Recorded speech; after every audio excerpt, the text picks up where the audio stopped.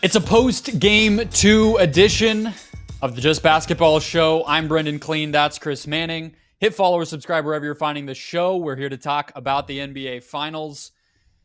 The Miami Heat win in a very unexpected fashion, 111-108. It goes down to the wire. Jamal Murray hits a couple awesome pull-up, step-back, big three-pointers.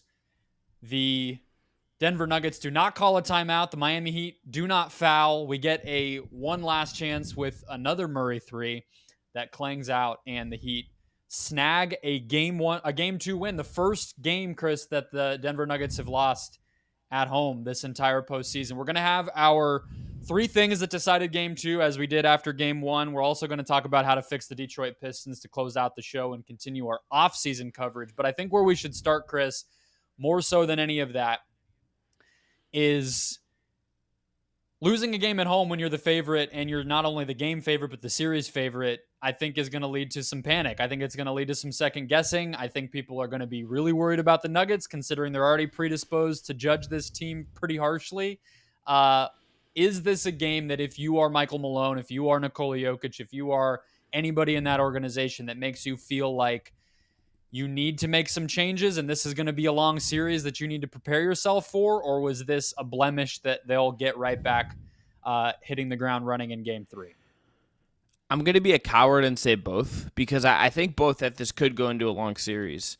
But I don't come away from this game thinking that this is really something that bodes significantly in a negative way for Denver. Like, I think what Miami did in this game was really good. They got a lot out of Jimmy, got a lot out of Bam. They had Strus get hot early. They got Duncan Robinson hot in the fourth. And Denver had Jokic, and Miami did a great job of kind of shutting down a lot of the off-ball stuff versus Jokic. But I still come away from this game, Brendan, thinking Miami is going to have to still adjust more, still kind of have to battle more. Like, I think I feel similar to how I felt after game 1.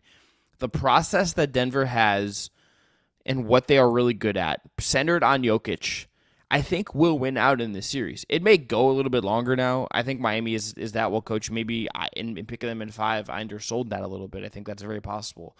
But I don't come away from this game thinking the formula of what Denver is won't work against them. I think this was a really, really good Miami performance. They hit a ton of threes, and Jimmy was aggressive. History has told us that I don't know if we're getting those, recent history specifically, I don't know how much we're getting that consistently over the next 7 games. Are we going to get that in game 3? Lord knows. It was a game, I think, for Miami where a lot of the things that we came out of game 1 saying they need to do X. If they do X, they'll win. Why did X not happen? Kind of all those boxes got checked, and, some of the just Miami Heat bullshit continued of, they open the fourth quarter when Denver knows it needs to really push, and you have a Caleb Martin corner 3 out of nowhere. You know what I mean? Or Max Strus going from 0 of 9, 0 of 8, whatever it was in the game 1, and in the first quarter specifically of game 1, to hitting like 4 of 5 threes in the first quarter of this game. So it's like, yeah, they executed a game plan. They had a lot of things go right, but they also still got a little bit of luck, I think we all would agree. On the Denver side, it's kind of like, to me, if KCP doesn't foul 2 3-point shooters, if they correctly call a Bam Adebayo goaltend that did not get called, the margin was thin enough for all of that to feel like, well, it could have gone either way. And I think if I'm a Nuggets fan, if they had not made their final push like they did, I would have felt a lot worse. Because I think it was with like a 21-9 run, whatever the run that Miami went on to go up 10. I think that's when I texted you, like, Denver needs to win this.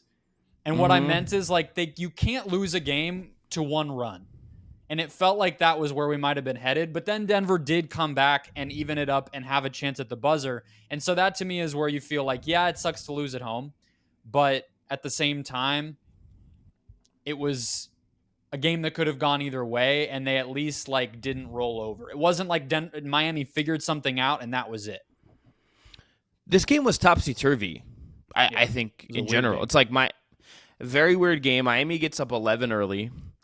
Denver goes on this like run that I had a tweet that I didn't send, which is good because Twitter's bad. But Although you are out here outing me on my notifications, and Brendan, I remind you, East Coast time zone is just it's just a life. It's a lifestyle out here. It Were gets you late out sleeping here early. during the game? No, it's just no. I just have them on at like 9:30 because I'm So just it's auto.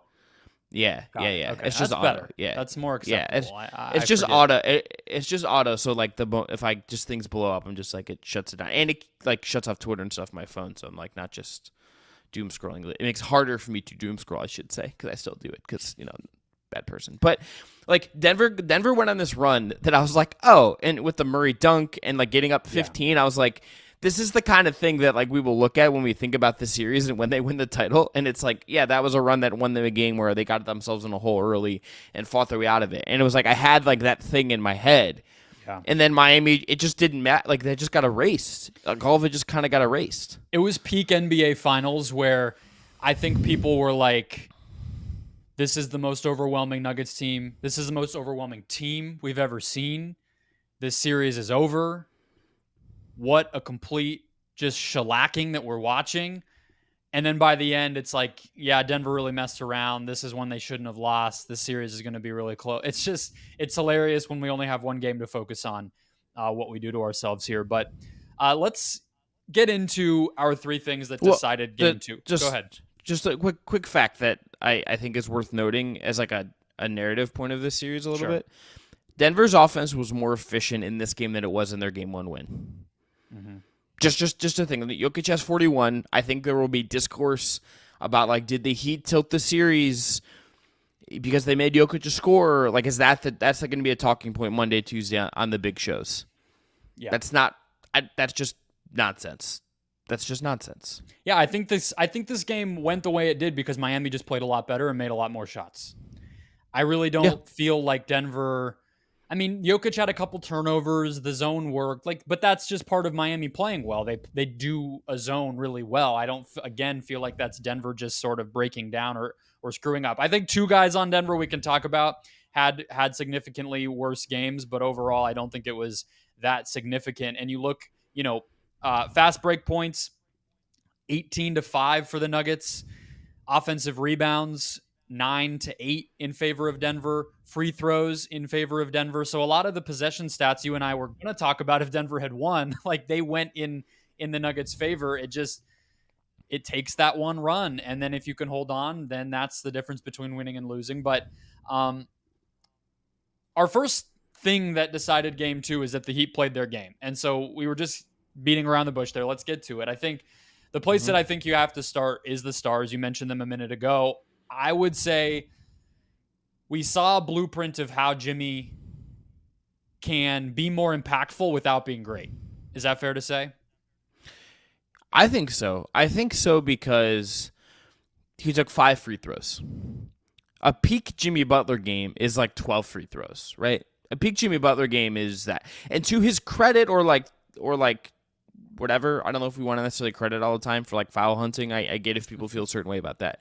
He was like looking to get contact more than he got calls for, right? Like he was. Like there was times where he's clearly going in and wasn't really planning on shooting. He's planning on getting a foul and like either there's a good play made, there's no call, whatever it is.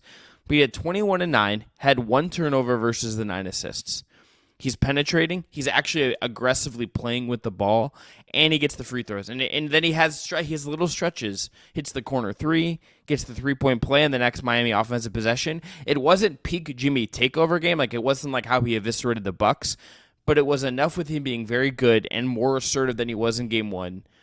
And that it felt like it made things easier for everybody else. It felt like it made decisive things too, for right. Like that's kind of where Yeah. But I think like you go to the fourth quarter, I think I don't know if the Duncan Robinson like 10-point barrage in the fourth quarter where he's cutting in and moving stuff happens unless they kind of are a little fearful of Jimmy and fearful of some of the other stuff Miami actually got into it that is centered on what Jimmy is and what Jimmy does. Yeah, I think they ran the Jimmy Bam pick and roll. It felt like more. I don't know if it actually was. Maybe it just worked better, so it felt like it happened more often because it impacted the game at a higher level. I thought that Jimmy, you could tell, was even committed to executing their game plan of taking more pull-up threes, and that was one thing in game 1 where Gabe Vincent reined a bunch of those in, and Jimmy and the rest of the team did that again tonight. Kyle Lowry Gabe Vincent again and Jimmy were all doing that when they were running pick and roll. And as far as the other guys, I would say who were receiving the passes on those assists, the Heat were just systematically just destroying the Denver defense. And I think that's the single most thing coming out of this for the Nuggets that would really worry me is there was a really good thread by this account that I just found today and followed, and then it ended up being like completely foresight filled, where he was talking about the way that the Heat were basically, or the Nuggets were basically overhelping in game one in order to protect Jokic from having to hedge quite as much, so they could drop Jokic, send early extra help when the Heat kind of weren't expecting it and weren't spaced right, and how that was allowing the Nuggets to get away with some of what they were doing. And so tonight, of course, because Spoelstra's a genius, these guys are vets and they're shooters all over the court, they spaced the right way, they had it prepared, they knew where the pass was needing to go, and they got it there. And I think when you see an initial pick and roll or some sort of drive and kick stuff flow right into that Jimmy or really Robinson Bam two-man game or Strus Bam two-man game on the left wing or the right wing after a ball reversal, and Jokic is like on his third or fourth effort defensively, that's just like panic mode for the Denver Nuggets, and it happened all the time tonight. Like I would say 10 of the threes that Miami got were the byproduct of just like concerted effort to find the right place for the ball to get and make the shot once it got there. They also hit 48.6%, which Yeah. is like it is just like a really high number. Sure. It is like they played their game and the process for them is right. And like they got the free throws thing, which went from 2 free throws to 20. Yeah.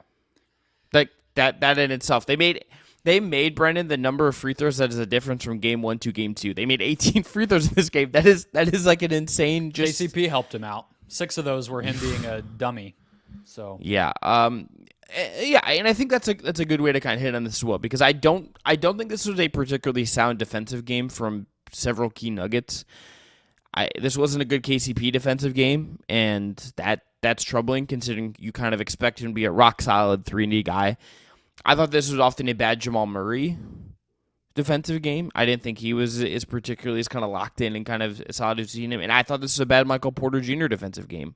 yeah, He was also. I think to bring it back to Jimmy, because I do want to keep on him.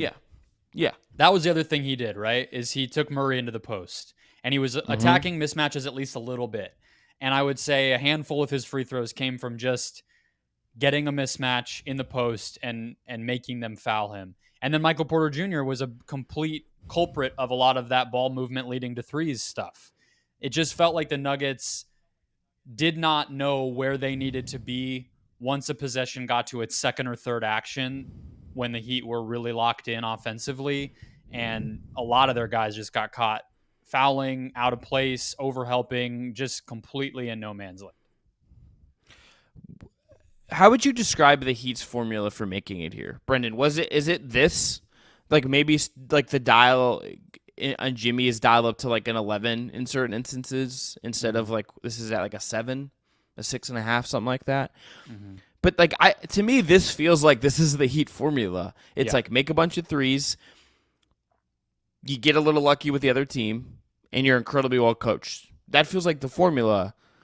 Like nothing about this feels just like this. Just feels like what the Heat are, and how like if they're gonna make this a series, it's gonna be this. I think it's just the question is like, okay, what does Jimmy look like in Game 3? Because we've seen the emotion of the ocean with him a little bit. We've seen the ups and downs. But like if this is the baseline of what he's going to be Games 3 and 4 at home, you would feel pretty good if you're Miami, I think, no?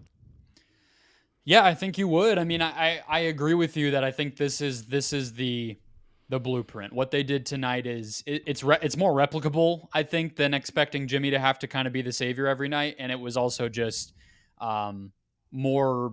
It just looked more like what we've seen them do over and over. And I think the last thing on Jimmy that I think has to also happen, and it leads to our next point here, is he guarded Jamal Murray, which when I said at the beginning, like a lot of the stuff we said needed to happen coming out of game 1, yeah, Jimmy getting to the free throw line. Obviously their shooters making shots, namely Strus, etc. More pull-up threes, attacking the Nuggets defense in more creative ways. Jimmy guarding Jamal Murray was number 1. I think, on that list, that, at least as far as what we were just confused by, right? And in the first quarter of this game, Jamal was 0 of 3 from the field, 3 assists, 1 turnover. He had a flurry in the second quarter, but I think that was largely when Butler was not on him, or a lot of stuff that was kind of in transition or off of broken plays where Jamal was able to cook. He had a shot over Bam, he had the dunk, and he got 8 points in that second quarter. And then in the fourth quarter, it was just like absurd off an offensive rebound, off of another broken play, these pull-up threes and whatnot. But Jimmy guarding Jamal as well as he did, it's not going to work all the time. It's probably not going to even be his matchup all the time. But if he can disrupt their second best player to this extent, that's huge. And if he has the gas tank for this, here we go. Like that is the kind of a thing that Miami can turn to that could change the series a little bit. We could see more games where Jokic has like 3 assists. I would be curious to see what like the potential assists are for Jokic, but he has 4 assists in this game. He has 5 turnovers. I think like I don't think like that is going to happen much the rest of the because it's Jokic. Like I just don't expect him to be that. But if Butler can like be on Murray, it is going to muck things up. And we say that as acknowledging and saying that like the Nuggets offensive rating was better than it was in game 1, but it felt harder. Like it felt harder, and I think Jimmy is just the kind of guy that if he is playing well, and he does this, even if it is not like A+ Jimmy Butler, he will make everything harder for the other team, and I think that to me is like the through line of this. It's just like everything stems from him giving you 40 minutes and giving you something close to like a pretty good. This is like a B+ Jimmy Butler game. Like they're still, but he gives you B+, it's much harder to beat Miami. Well, and I think we know that if Miami wasn't up double digits toward the end of that game, and obviously Denver did come back with some crazy shot making, but if they needed something more from him offensively, we know he has the fourth quarter of game 6 where he just BS's his way into like 10 points out of nowhere. Game 6 against Boston. Like we know he has that. And so, that's always there. So he had 21, 9, and 4 tonight, and didn't really have to have his foot on the gas at the very end of the game when we know he normally would find something extra inside of him. So let's go to Jamal Murray. Our second lesson, the second thing that decided this game was, I think Jamal Murray just wasn't quite enough, and that might sound obvious to say about somebody who had 18 points, but it's more so that I think what he did, especially in the fourth quarter and second quarter when he really had his best moments, that is what is going to need to be like the antidote to how aggressive and physical Miami's defense was. Because that's the other thing about the Heat that we can say to transition out of them is like they were rough, physical, forceful defensively tonight. Like on the catch, you saw 2 bodies. If you drove, you were getting, bumped by 3 guys. And like at the end of the day, yeah, Joker doing what he did, he had a bunch of tough baskets. That's important. But it can't just be him. And Jamal Murray showed, and we already knew he can make those shots. So it's just a matter of him doing that. There's something too, I think, baked in with Murray where he can be a little bit inconsistent. Yeah. Like he can have games like this. He can have stretches like this. That is, I think he is perfect for Jokic because Jokic will kind of aid him to get him going. Jokic will kind of buoy him a little bit at times. I think that like their chemistry in the pick and roll, their chemistry in the handoffs, that I think gets Murray going and gets him hot. Brendon, I thought he was going to kind of fully erupt and get out of his shell a little bit when he had that dunk, and then he had the couple buckets after. But it did. I thought that was going to be the catalyst to like Murray takeover mode. Yeah. I also thought at the end of the game, he was obviously going to probably be the guy to take that 3. Like that felt like it's probably going to be him. That's where like I wonder you get him a better look off of a timeout and set him up. Because he's not exactly where I think like this game reveals something about Murray to me a little bit or kind of reinforces something about him. Again, this goes back to I think his partnership with Jokic. He's never going to be like he is strong enough at times and has moments where like he had that bucket on Bam that you and I were like fawning over text because it's the footwork, it's the composure, it's the ability to step back and make the shot and stick it. and have the composure, but it's not consistent. And then like when he gets like in kind of one-on-one isolation scorer mode, or that's how he has to kind of create against a really set defense or stronger defenders like Jimmy, things just get harder for him. And like he took one free throw in this game. Like he's not getting aggressive. He's not getting downhill. It's especially when you look at the rest of the scoring that Denver got. It's kind of one of those games where like the Murray dial, whatever that is, whatever you do need to kind of figure that out with him. You would have kind of thought, okay, like this feels like a Murray takeover moment. And we've seen him do it, but it's just like a little bit inconsistent with him. And maybe it's Butler. Maybe it's the zone. I would curious to see like what they had to say about the Miami zone, because I thought it worked better in this game than than I would have expected too, frankly. And maybe that's throwing them for a loop as well.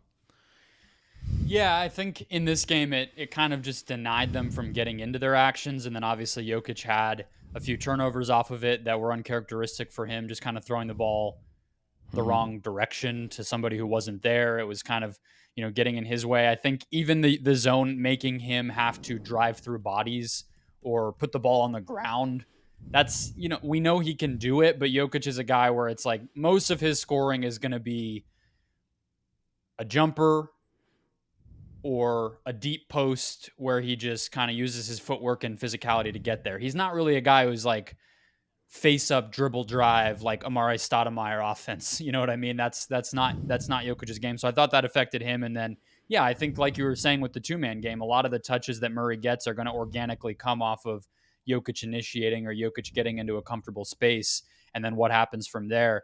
But yeah, I mean, when you watch Jamal Murray make that shot over Bam, or even the kind of like leaner that he had off the glass, I think it was his first basket of the fourth quarter, where it was just like a one-handed, his left hand never even touched the ball. Like he just kind of dribbled up the side of the paint and then got it off the glass and in on just, complete gravity defying stuff. Very Kyrie-esque. And those are the types of shots that can beat all the defense that we're talking about. And so I guess my question with Jamal, to me, it felt like, and he did have 10 assists. We should give him credit. 10 assists, 1 turnover. Mm-hmm. Pretty good stuff. Jokic had only 4 assists and 5 turnovers. And there was that stretch, Brandon, where they went up and Jokic was sitting, and like it was kind of the Murray show at that point. And like maybe like we could just feel very differently if like this game, if the Heat are like 5% less deadly from 3 and the ball bounced the other way. And it's like, or the KCP threes in the goaltend. Like I said, I mean, the margin was so tight. Yeah.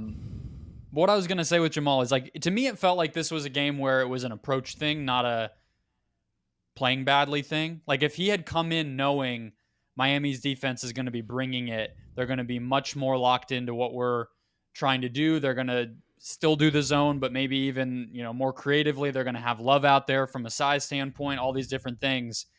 And I just need to be in tough shot maker mode from start to finish. I kind of think he might have just scored 30, because I think he was kind of in his bag tonight, and he was he was getting to his spots. He was playing his game, and when he really turned that on, it worked. It more just felt like he didn't turn it on enough. Yeah, I think that's a really good way of putting it. I guess like what I would ask in thinking a little bit about like what you do is what are the counters? Like what are the ways this works differently? I think number one, the mentality thing, I think you hit on is right. And I think number two, I like the little stretches where like Aaron Gordon brought up the ball.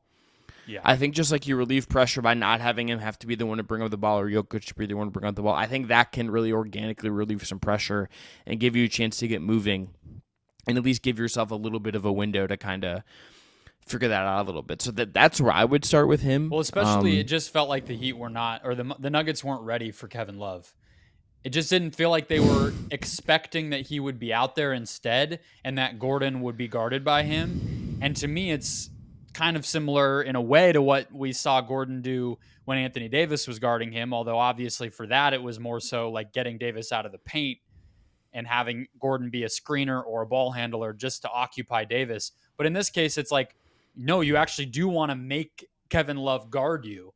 And it didn't feel like they were kind of ready to just like engage Kevin Love as a defender and make it hard for them to play him. They figured it out with Cody Zeller. They completely obliterated Cody Zeller when he was on the court in this game. But it felt like the Kevin Love part of it, they were just, it's crazy to say surprise. We all thought he might play in this game, but it didn't feel like they flipped the switch to like attack Kevin Love when Gordon was obviously more than capable of doing it. Yeah, that's a tough. That doesn't super reflect well on Denver for prepping because look, Kevin Love he's an NBA legend. He's going to be a Hall of Famer. He's got a very specific skill set at this point, it's rebounding. It is throwing outlet passes. It is taking charges. And he kind of just did those things in this game. And it's like what he's going to do defensively and how you can exploit it is it's kind of like there's one way you can do it, right? Like it's not like he's coming in and giving you varying looks. Like he's kind of coming to do one thing defensively. It seems like that shouldn't be something that, okay, let's say it throws you off the first couple possessions. Like the first time out, that feels like something you should be able to look at and say, we know how to attack this. Like this isn't something we can't overcome. I mean, I think it's just it's just like using his man in what they're doing. I think that, you know what I mean? It's like if you do that, he's not going to be able to keep up with you. Although he contained MPJ on an ISO at one point, and I was my jaw was on the floor. But like, I think that's all that it is. It's just Aaron Gordon's not always involved in the offense. He's spacing or he's in the dunker spot or whatever. So it's like you have to make a concerted decision to say, hey, we're going to try to attack Kevin Love by using Aaron Gordon, and they just didn't. Which is a thing of the Denver offense that they don't love to hunt in the way some other teams do. The way the Heat do, let's say, or some of the other teams that are built differently. I think with some of the apex predator wings or shooting like really dominant scoring guards. Other teams kind of love to hunt and kind of call that stuff out and pick at it and pick at it and pick at it until you either just like live with it or switch to something else. They force the adjustment. That is just not the way Denver plays. It kind of makes them like a different fit to what the playoffs are. But if you're ever going to do it, I think I would do it now, and I think I would do it with Murray on Kevin Love. I think I would. I would trust that, right? Like you would trust that. Yeah, I think so. To answer your question, I feel like more Murray Gordon action, and those guys can do both sides of a pick and roll. They can be involved in dribble handoffs, whatever it is, because they're both ball handlers. They're both actually pretty big for their position, and they have the chemistry and know how to do that. I think the other thing that can maybe take us to the third thing that kind of decided this game that we have here is the last part of what didn't allow Murray or prevented Murray from being the best version of himself is I think Jokic was in scoring mode. And that is going to always be the give and take. That is always going to be the back and forth that happens. Is it's really hard for a player, even somebody as great as Jokic, to be both these table setter for everybody else to get them comfortable and to get them open looks and consistently kill mismatches and look to score and take advantage of the opportunities there. It's asking a lot for somebody to have, 40 points and 15 assists just to get you a win. That's really not reasonable. And so part of why I think Murray only had 15 shots is because the Heat effectively got Jokic to be more aggressive, not only to punish their defense, but also to get back into the game, which is what they eventually had to do at Denver. So that to me is part of the dynamic there too. The best version of the Nuggets is when they're both a little more even in terms of shot attempts, and that was obviously not the case tonight. Jokic took almost double the amount that Murray did. But what do you think of these games where Jokic has had to score and embraced scoring? Because he had one in, I believe, game 4 against Minnesota where he scored 43. He had another one against Phoenix in game 4 where he had 53. And now this one where he had, 41. You want to know the thing that all of those games have in common? They lost them all. So yeah, it's kind of crazy to say it works. Yeah, but that's a pattern at this point. The best games that opposing teams have had against the Nuggets is when they get Jokic to do basically this. I am of two minds of it, Brendan. Number one, I think you were right that it gets a pattern, and I think if we want to say that like. I think it is not as simple to say you make Jokic score, you can beat the Nuggets. Because I think like there will be games, and there are games, regular season games, I'm sure, where he's had big scoring nights and they win. What I think it does, though, is it takes them. This is like the way you take the Nuggets out of what they are, I think. when you make Jokic have to decide, it's easier for me to back a guy down, get up a little hook shot, take a three, drive from the free throw line when otherwise I might have been whipping a pass somewhere, right? You are taking out like what has made the Nuggets the Nuggets, I think is how I kind of look at it. And Jokic is so good that like this was a close game. Again, we talked about this. A couple shots go a different way. They win this game and they're up 2-0. And like we're talking about how Jokic had 40 and 11 and he assumed that scoring burden and got it done. But like their ability, I think, to get to these upper levels of like their best version is just not as much there when the scoring is up. And again, I say, and the other side of it is this game wasn't, to me, like, the loss isn't about Jokic having to do this. I think it will, like, my dad, I don't know why my dad is on Twitter. That's concerning for him. But he sent me a text when we were recording, and it was like a clip of Spo getting, I haven't watched the clip yet, don't know what he said, but I saw the face Spo made. Someone asked Spo about, like, making Jokic score, and his face is, like, disgusted, because he's like, this is stupid. Like, this is not, like, a thing. And that's how I feel about it, because it's like both a thing in the sense that, like, yes, it takes Nuggets out of the rhythm, but the Nuggets offense was still really good in this game. And I think without the KCP and Michael Porter Jr. mess ups and mistakes and like them going to combine 2 of 9 from 3, like it's just not a talking point. So like I both get it, and it's Miami's path. It is absolutely Miami's path, but it is also just like it's not the reason that they're losing this game. No, I don't think it's the reason, right? That's true. And I think, on top of, so what I'll say was different about this game from Jokic scoring standpoint compared to the other ones that I listed off. In both of those other game 4s where he scored 53 and 43 against Minnesota and Phoenix, he was at 12 free throw attempts and 13 free throw attempts. So right there is a pretty big difference between those games and this game. He only took 8 tonight, which isn't like a tiny number, but it's not a big number, especially for somebody with such a massive size advantage in these games. And then the other thing is he had 3 turnovers in the other one, and he actually did have 6 in the Phoenix game where he scored 53. So I think that's the other kind of subplot here is they got Jokic into not only having to score, but it was really scoring and turning the ball over were the 2 most common things he did. He only had 4 assists, so that's big too. That Phoenix game, he had 11 assists, and so yeah. I don't think it's the reason that they lost. And what I'll say that's a testament to Spo's face is this was not so much of a forcing Jokic to score thing where they kind of gave him food, somebody really tiny to just bowl over. But it's also very much a choice, which is why I made a face back to Spo's face. Like, they chose to do that. You know what I mean? Like, if you didn't want Jokic to score, you would be doubling him or sending aggressive help, which is what you did at the beginning of game 1. And then Aaron Gordon got a bunch of points, and then the shooters started to get going in the first quarter of that game. So it's like you have to make a decision about how to guard somebody. They're making that decision, and he's scoring.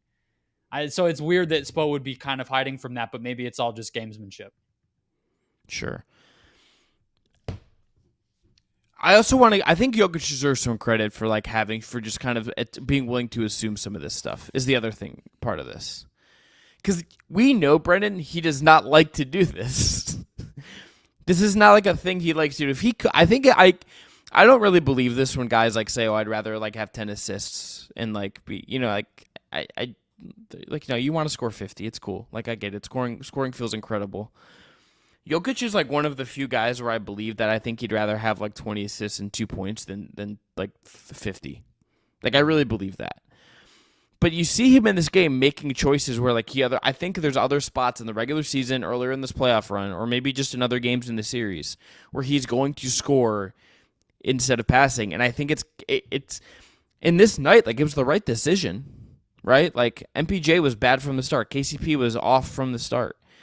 I think he deserves credit for making the decision to do it, because I don't think it didn't feel like anyone else around him had it. This was kind of the thing that we want superstars to do. And this is where my diseased brain is going with this, but I think I think he's gonna get like picked at for this, and I just think that's wrong. Like I think that's wrong. He did the thing we like mostly applaud superstars for doing, and he's maybe gonna get like picked at for the next 2 days before Game 3, which I find very silly. No, what he wants to do in the first quarter of these games is get offensive rebounds and spray passes around. That's like the most comfortable Jokic game that you can imagine. And in this game, no offensive rebounds, 2 assists, 1 turnover in the first quarter. Played the whole first quarter and had 11 points, 5 of 9. No one else took more than 3 shots. So it's like from the jump, just like in game 1, you kind of knew what the tenor of the game was going to be from what Miami's defense wanted, and that was what it was. So I don't think that if you tell me that Jokic has 40 in game 3, I'm going to say lock in a loss. That would be stupid. But I do think, again, it is a pattern. And again, it is something where it's hard to do both. And that's why I come back to Jamal Murray.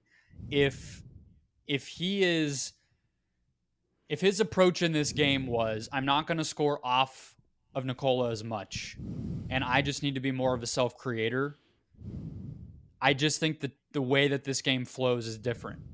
And yes, he was guarded by Jimmy. Yes, I gave Jimmy his flowers for doing that effectively, but I think Jamal can score on Jimmy. I think they can get Jimmy screened off of Jamal. Like this is not, the panacea for the Heat. Okay, put Butler on him and he's going to just shut down. Like we know Jamal will have more big games before this is said and done. He just needs to maybe think of it as like, sometimes, depending on how the flow of the game is going, Joker and I are going to be both creating scorers. We're going to need to play basketball the playoff way that everyone else has to, not do our little 2-man game thing and, blow the team off the map with it. Because it's just, the Heat aren't going to just let them do that. Yeah, this is not the time to be overly cute. And at times, Denver can probably be a little bit overly cute. Yeah. Would you say that's fair? Yeah, I think that's completely fair. I think people who have covered that team and watched that team a lot say that, that they can kind of play with their food and get a little bit just loose. And the finals are not the time to do that. And now they have a home L for the first time in the finals. Game 3 will be on Wednesday. We'll be talking about it, but I think we can move on to the Pistons unless you had anything else. Two other things I want to ask you. Number one, we both picked Nuggets in 5. How confident are you are you feeling in that pick right now? I'm going to hold to it because why not? But it could be over by the next game, and I don't know. But sure, I think Denver could still win the next 3. I don't think that would be a shock. I think they're all going to be close games. Yeah. I think the Heat are too good to just roll over. They just won a game, so that would be stupid to say. But I don't think this one game changes dramatically how I feel. I agree. I just wanted to hit that nail specifically. And I also just think Kevin Love, curious to see if he starts next game. I know Caleb Martin had like an illness that kind of limited him, and maybe they go back to Love coming off the bench. But I kind of think Love should just play, and I think you might need to stagger him and Bam at times just to like put him on the floor and do stuff. And again, Tyler Hero, his introduction to the series is a storyline to watch for Game 3. What that looks like, how that impact, like him and Love on the floor at the same time, feels just like chances, open opportunities to pick if you're Denver. But again, like we've just talked about, like they don't always love to pick in that way. Mm-hmm. But I think until Miami really makes them pay for having Love on the floor in that way, I think he was a real plus in a lot of ways, even with kind of some poor shooting. Like he did enough where I'm just like, probably just got to play him like 15 to 20 minutes every With Kevin night, Love, it's one of those things on the shooting where it's like, I don't even care about the attempts. If you're just getting 2 makes from him, that's like a weird way to describe it, but the alternative is guys who can't Cody Zeller. Yeah, exactly. So it's like Cody Zeller. I kind of, I don't really care what number of attempts it takes, but if you're getting floor spacing and he's actually just converting those shots, then great. I think it's just funny to me and weird that they haven't figured out the center rotation in such a way. It feels like Spo wants to have these minutes where Bam is on the court when Jokic isn't. And to me, it's like you just need to marry those minutes together. And then if you do that, then you don't need to have a traditional backup center part of why Zeller's playing is because they're having these minutes where Bam's out and Jokic is in, and they need a big body to guard Jokic. It's not working. So even with that said, they should probably find something else. Try Yurtseven for all I care. It's just Zeller's not working. But yeah, the other fix is just, hey, Bam, you're gonna play when Joker plays, and then that's the easy one. And then have Love be able to then guard Gordon, which might not go great, like we talked about, but like make them beat you, or Jeff Green. Dare them to attack Kevin. Yeah, dare them to attack Kevin Love, and like Denver also might not do it. That's like a very possible thing that Denver just be like, we're gonna not do this. I think they'll be more ready because they were with AD, but they seem to be with that stuff a little bit more of a game-to-game team than an in-game team. So we'll see. But Detroit Pistons, they hired Monty Williams. Yeah. They are paying more for him than any NBA team is paying for any coach in the league now by like $2 million. It's not even like a barely thing. No, and it's like up to, I think I saw like up to $100 million with incentives for Monty. Yeah, which seems 8 years, $100 million or something if everything hits. But for now, it's like 6 for 72, something like that. Yeah, and it seems like all the reporting indicates that like it took this kind of like all your chips on the table offer from Pistons ownership to like get him to even take this job. Yes. So that's where I want to start. Does this mean that the Pistons are going all in? Does this alone signify that we should be thinking of this team in a different way than maybe we were if they had hired their version of Will Hardy or pick your rebuilding young coach X? Because there's two patterns with Detroit. With Stan Van Gundy, they very clearly went all in, although he was also the GM. So that's a little bit tough to parse. But they traded for Reggie Bullock and Marcus Morris. They signed Aaron Baines. They traded for Tobias Harris at the deadline. And all of a sudden, the Pistons were ready to play ball. Then with Dwayne Casey, he came in for like the last year of some of the SVG stuff that was already in place. But then by year 2 of Dwayne Casey, things were just really ugly. And they never really tried to be very good, or at least like veteran laden with him. So they've done it two different ways, even when they have gone out and tried to get like a flashy name for head coach, which this franchise does have a history of doing. And they have a bunch of cap space if they want to have cap space. So do you feel differently about how Detroit might approach this offseason with their young core than before they hired Monty Williams, when we thought they were going to hire Kevin Ollie or so, whoever it was going to be? Well, the name that I think about in comparison, Brendan, is Charles Lee. Because this is the highly thought of assistant who was deep in their interview process. It seemed like maybe Ali had the edge or whatever, but I thought of this as like a point of comparison with Lee, because Lee would have kind of fit the mold that we've talked about in a lot of ways. Yeah. Would have kind of been the younger guy, the guy that hasn't been around, getting his first chance at this kind of job to come in and build something new. And I think when you hire Monty Williams, you're trying to put your foot on the gas pedal a little bit, which is not what I expected for where Detroit is at, because Cade Cunningham barely played last year. He didn't play, right? He didn't play last year. Yeah, maybe he played like preseason games or something, or whatever. Non-factor in year 2 after like a very, very good rookie season. Okay, you get Jaden Ivey. Played 12 games. Okay. You were right. Played 12. Okay, it's played 12 games. That's nothing significant. Okay, Brendan, I went to I covered a Pistons Cavs game, and I just was like, the Cavs were still playing for stuff. The Pistons clearly were just like, had already had their 1-2-3 Cancun moment, and this was like in March. Mm-hmm. Like this was like early-ish March, if I'm remembering correctly. This team just felt like it was just like dead.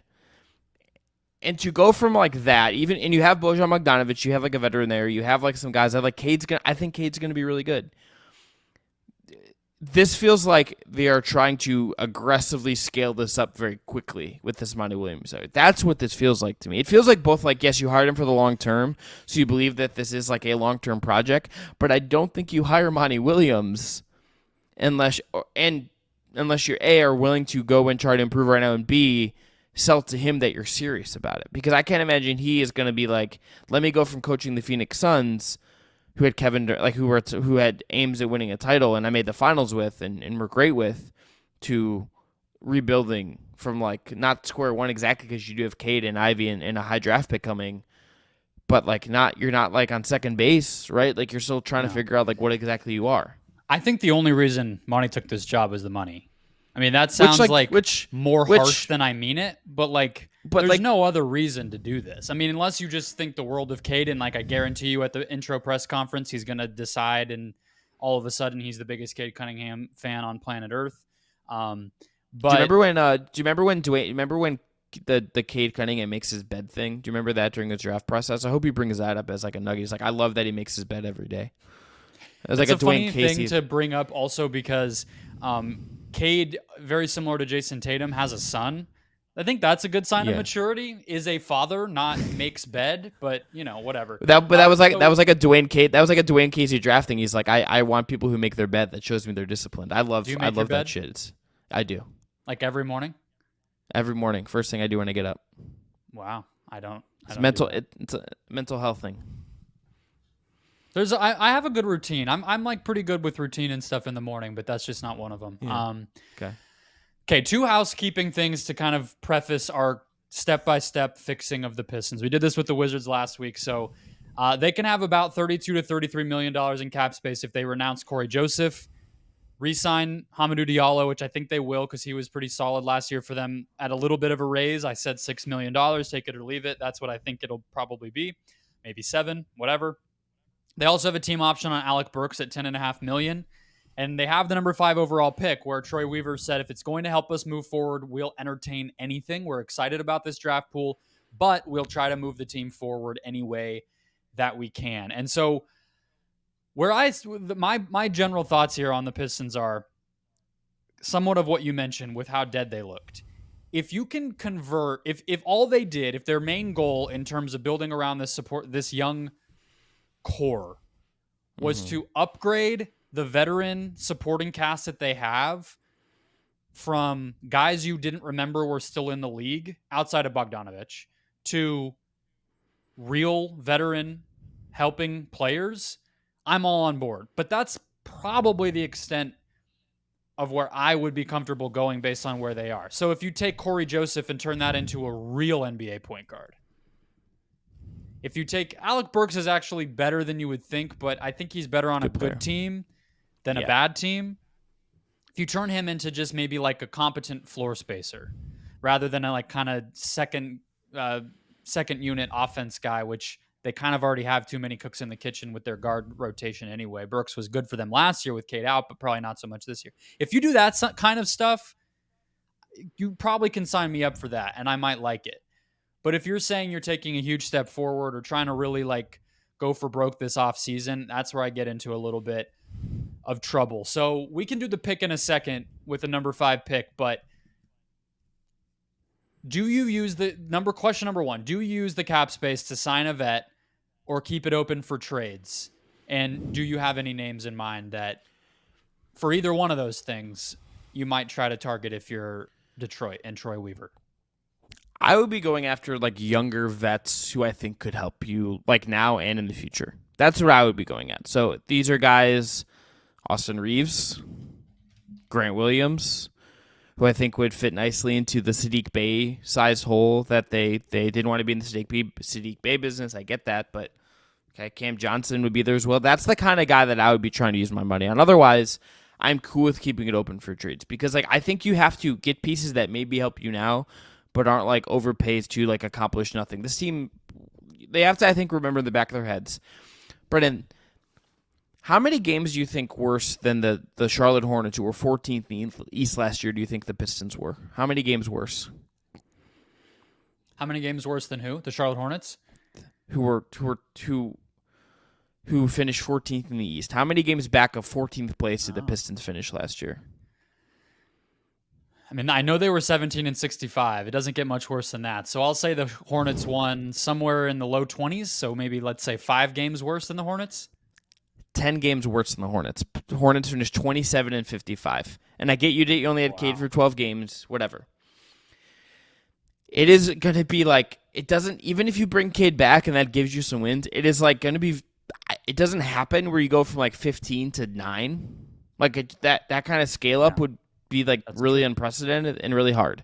And this wasn't an injury where Cade played behind the scenes. It seems like he was in significant pain for a lot of this time. So I don't think you're going to be oh, he got better. This Yeah, is going to be year 2 for Cade, like for all intents and yeah. purposes. That's how I would view it. I think you should view it that way. So I'd be looking at guys like Reeves, like Grant, like Cam, who fit what you want to do. And if you don't get them because they're RFAs, that's fine. You don't go spend your money on stuff that's not kind of like really facilitating you, and you can't trade forward. Like I think if they went and spent big money on like an older vet on the market, you might be thinking, oh, can you trade that forward? You can make a mistake by spending that money and not being able to trade that guy forward, and then it's just kind of clogging up your situation. Even if they wanted like a point guard, let's say they called Fred VanVleet, like called Clutch, and we're like, Fred, what would it take you to come to Detroit, be our veteran point guard? Aren't you also stifling to figure out what you have in Jaden Ivey, what you have in Kate Cunningham if you go do that? Like I think Fred's can play a little off ball and stuff, but it's like that's just like going to eat into the reps of a already guard rotation to me.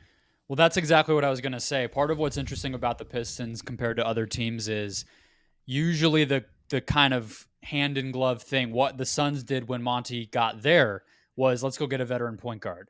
But for the Pistons, a lot of their young players are guards between Hayes, Ivy, and Cade. So you don't really want to clog that up too bad. And so that's what's tough. That's why I actually think somebody like Bogdanovich did make a lot of sense, and I think they were smart to go get him. And probably why Dwayne Casey was reportedly just like obsessed with the dude, because it's like, you're the only good thing we have here. You're the only stability on this roster. But I have 3 unrestricted free agent options at varying levels that I want to throw your way to get your reaction. All right. So we'll start at the top. No, we'll start at the bottom. They're all pretty good though. Harrison Barnes.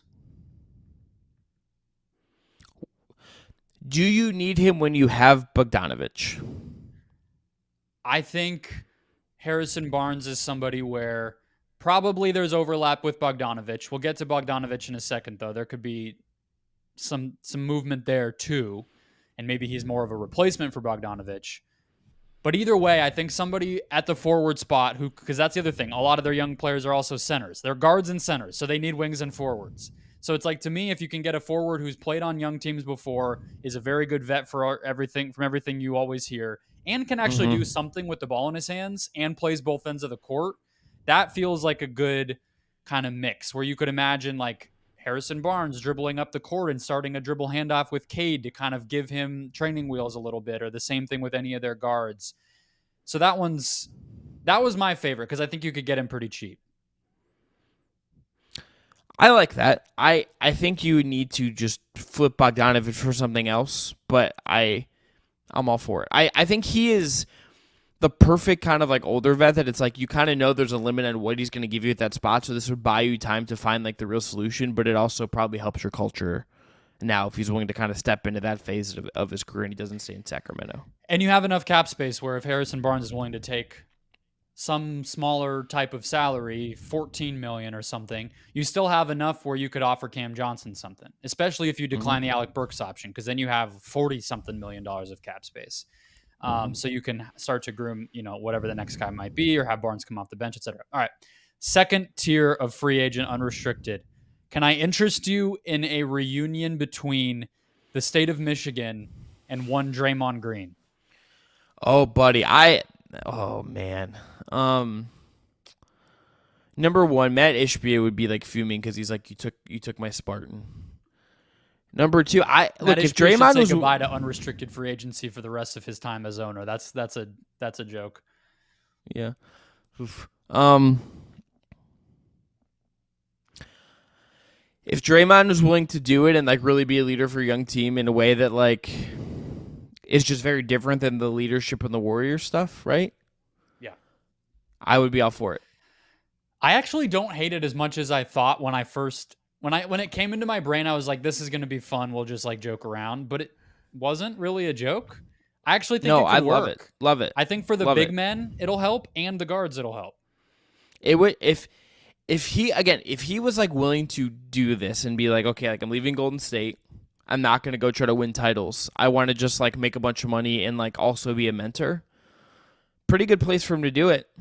And it pretty would great place for him from to do like a pride standpoint, because that's always tough with guys in his particular position. Chris Paul has had this difficulty before too, where you kind of don't want to end up in a spot that's just like disrespectful, whether it's a trade or, oh, I'm just going to take such and such team's money because I'm a restricted, because I want to make more than the Warriors offered me. And I just want to like take the PRW and move on. Like that sucks. So you don't want to end up in that spot. So, hey, I'm going home. Like that's a way to kind of sell it a little bit. All right. Last one is Chris Middleton. A reunion as well to the franchise that drafted him and then got rid of him like idiots. I don't hate it, but I also, is there the overlap with Cade, I think is kind of interesting. That feels like a real, like you're scaling. Like Draymond would also feel like you're trying to scale up to something, but Middleton would feel even more so because Middleton is like a playoff shot maker type that it's like, okay, like what do we do? What are we doing with this at this big number? And not even like the reputation, at least, of being that like culture setting leader that Draymond is in that way, right? Like, or even Harrison Barnes is. Like that's where he, I think, feels different than those other guys, is that we don't understand him. Not to say he isn't that, but we don't understand him as like the leadership guy, whereas he's like, oh, he's like your big wing shot maker type. That's what we have come to understand him as in the context of Giannis's Bucks. I think that's fair. That would feel like a too quick of a step forward. Also, like, I don't know if no matter what stage of team building I'm in, want to necessarily be in the business of betting on Chris Middleton to actually still be playable. I mean, all respect to him, but like, you know, from a team building standpoint, that is a risk. And whatever team pays him, the medicals are going to be a key part of that. So if I'm a young team clogging my cap sheet with my one big move, I don't know if I want it to be a guy who hasn't really played consistently for 2 years. You know, that's not great. So yeah, I think that's where we are. There's also smaller moves. Seth Curry, Terrence Ross, JaMychal Green. Those are just some shooters I found. A lot of their best lineups had Sadiq Bey in them, who you mentioned. So I think just what that tells me, it's less about Bey and more just like, hey, when they had actual shooting on the court, they tended to play better. Not a surprise. They should be trying to find that as well. Quick hits on some of these other things. If you could get a top 20 pick for Bojan Bogdanovic on draft night, would you do it? No. So just keep him because of the value he has for the other guys?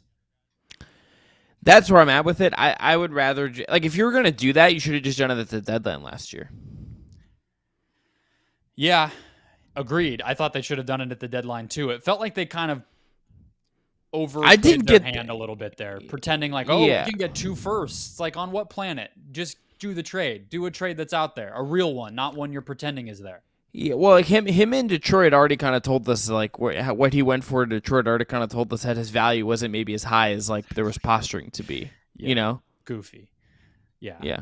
Agreed. Yeah, because Danny Ainge tried the same thing with the Jazz, and then all of a sudden it was like, hold on, that's all that the Pistons had to deal for him? And then the Pistons were like, no, we're going to get even more. And then they did not. So it's like, yeah, I agree, just pull the trigger. But I think a top 20 pick is pretty good value, but you would have to kind of have a backup plan because, again, you don't want to end up with just complete young youth terribleness on your roster. Slash, like, you have like 90 centers and playing like 2 of them together isn't really going to work. So like maybe just like have options to not play 2 centers together. All right, speaking of centers, do you extend Isaiah Stewart in free agency this year? No.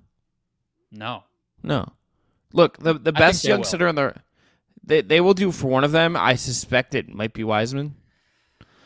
But, Brendan, the best young center on their roster is Jalen Dirt. That's the best young center on their roster. Like, well, that's the guy that is we actually don't know if he's a center. He doesn't really have a position because he just shoots threes, and that's pretty much all that he does. Rebounds, I guess, pretty well. Yeah, right. But like, doesn't I just look at like their center position. Anybody. Right.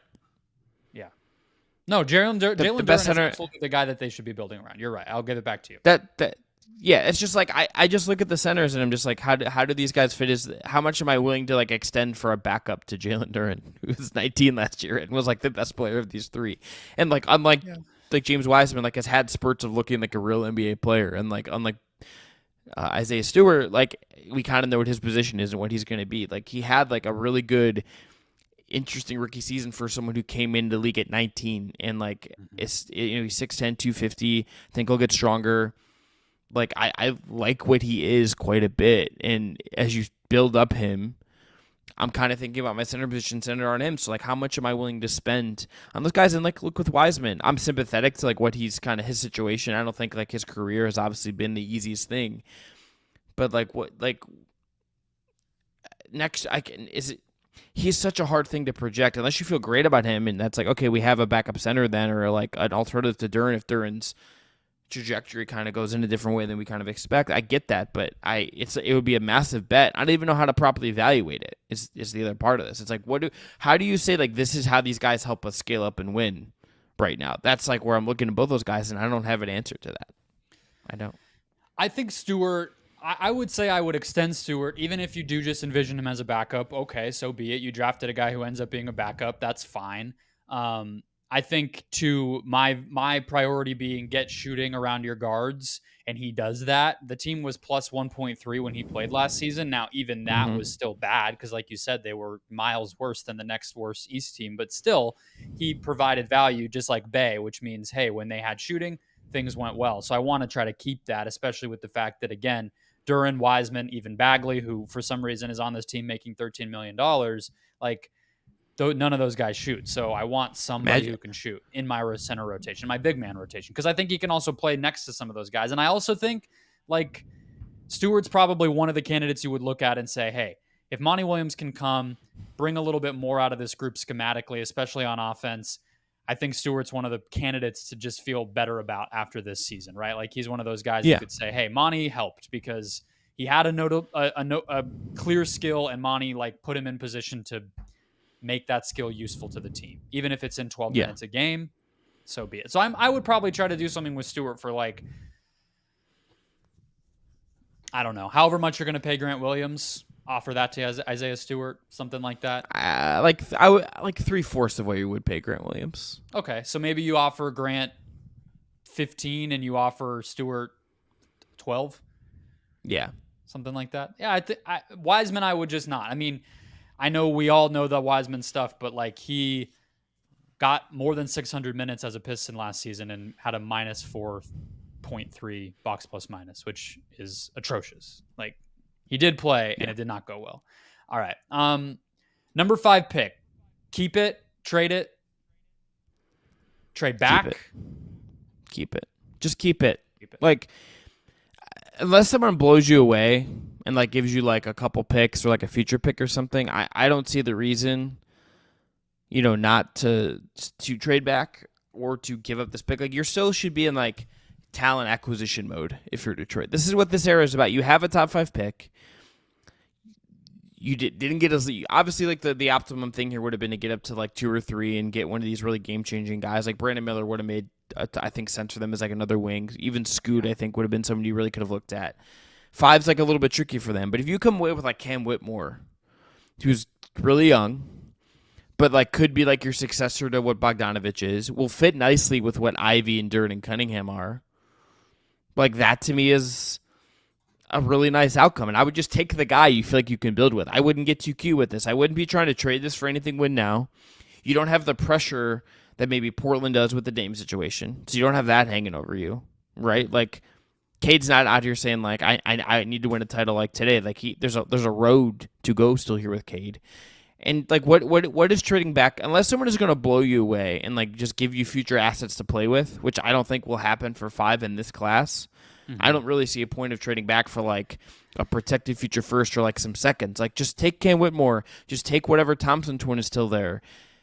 Take one of the guys you like there and profit from it and move on from it. Like, Whitmore to me would be, like, a great pick for them at 5 if he's there. It seems like Pistons fans kind of like Jarris Walker from Houston as well. Somebody who could be a kind of a forward option for them, can shoot it a little bit and does a lot of really high IQ, high impact things with that Houston team that I think plays a pretty pro-ready system that I would feel good betting on. I mean, we just saw Quentin Grimes come out and be ready to contribute on a playoff team right away. I would be willing to bet on those guys. So, like, somebody like that. I think they got kind of screwed, not only not getting one, obviously, to not get Wemby, but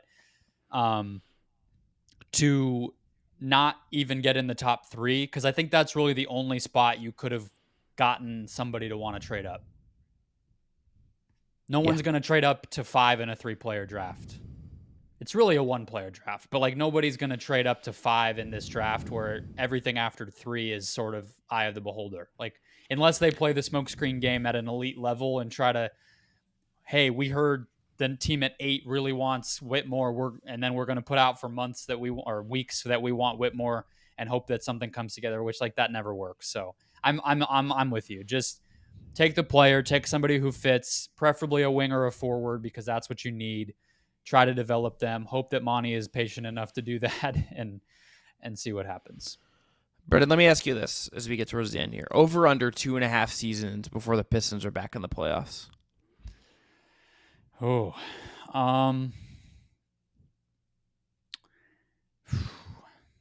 I think the bottom of the East is bad enough, or at least in flux enough, where I will say under, because I just think that they've shown us over time that they will do what it takes to get the 8th seed if they want it. So that's more about them than it is about the talent on the roster right now or anything like that. I'm going to lean over just because like I like the Magic's future better. I think I like the Pacers' future a little bit better. Yeah.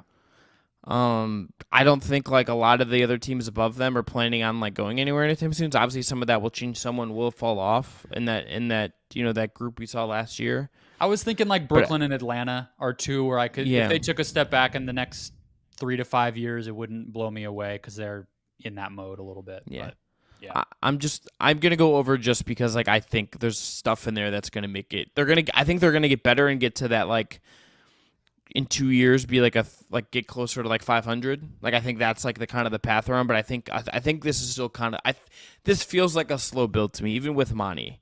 I just can't see where like this is accelerated super quickly for next year. And if they try to do that's gonna get them back here. Like again, like they'll be winning 17 games again in like 3 years if you hit accelerate too fast. Even with Monty, even with draft capital, even with some money to spend, I think if you accelerate too fast, you get yourself in a lot of trouble. Yeah, the big thing is they already have Cade, and Cade's premium position, premium skill set. He's the piece you try to find. They already found it, so they're in a better position than a lot of teams are, but. The rest of the stuff is a big question mark. I don't think any of their other young players you feel great about. Maybe Duren, but he's at a position that you don't always see teams invest in and has a pretty old-fashioned skill set. So even he at like 19, 20 is not exactly a surefire thing to be an awesome contributor for a playoff team. But that'll wrap us up. We'll be back after Game 3. Hit follow or subscribe wherever you're finding this show. A big thanks to Dillon Heiser and Jake Stevens for production. As always, we'll talk to you guys next time.